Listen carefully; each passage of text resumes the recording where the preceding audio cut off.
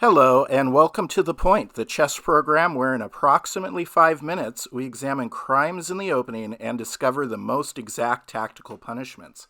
I am your host, Chris Torres, and today we're going over a dazzling victory by the mostly forgotten chess player, Eduard Hamlisch. Eduard Hamlisch was born in Austria on November the 9th, 1863, and later died there at the ripe old age of 68.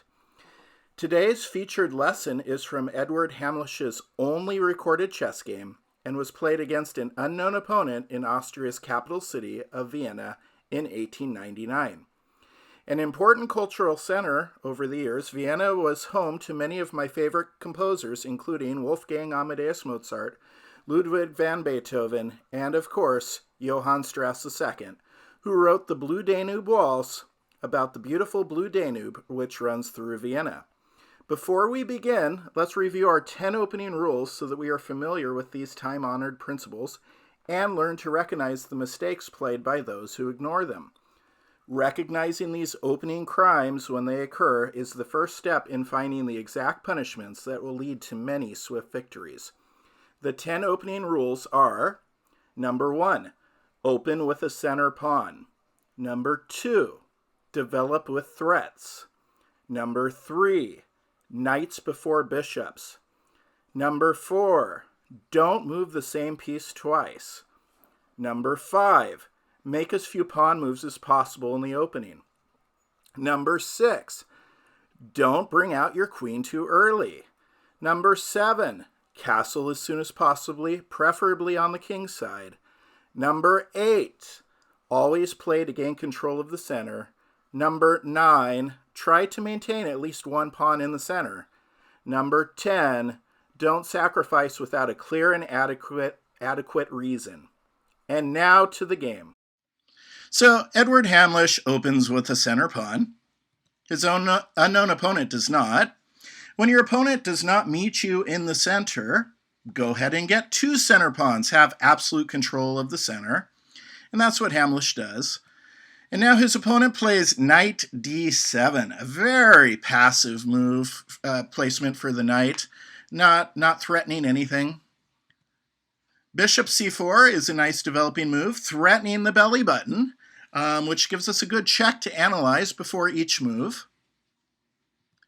Black plays another pawn move, pawn g6, setting up the house for the bishop, but it is another pawn move. Still nothing in the center for black. White plays knight f3. You really could have interchanged white's last 2 moves. You could have played knight f3 first and then bishop c4. Makes no difference. Bishop g7, failing to take into account that white is threatening the belly button with a sacrifice. I remember seeing one of my students' games years ago where his opponent did realize that the bishop could sacrifice itself, so he played e6, blocking the bishop's threat of f7. Still nothing in the center. My student castled, bishop g7, knight c3, knight f6, and then my student played e5, so you can clearly see that white is still in the driver's seat. dx e5, dx e5, and then the knight had to go back home. So not a terribly happy position for black. White is clearly still in the driver's seat. However, in our game with Eduard Hamlisch, black did not play pawn e6. So, can you guess what Eduard Hamlisch plays? If you guessed bishop takes f7 check, you are correct. Classic bishop sacrifice on f7. King takes f7. Knight g5 check.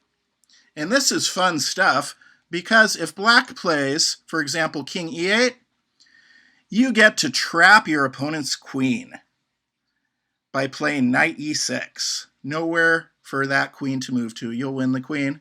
If they play king f8, you get to fork the king and queen.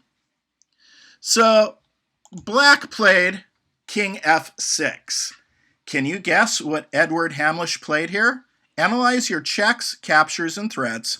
I'll give you approximately 5 seconds. If you don't see the correct move, Go ahead and pause the video until you spot it.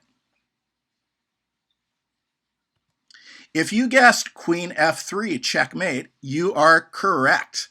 What a dazzling victory by Eduard Hamlisch, played all the way back in 1899 in Vienna, Austria. The only game of record played by Eduard Hamlisch, but it was a good one.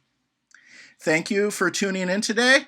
This is your host, Chris Torres, and this has been To the Point.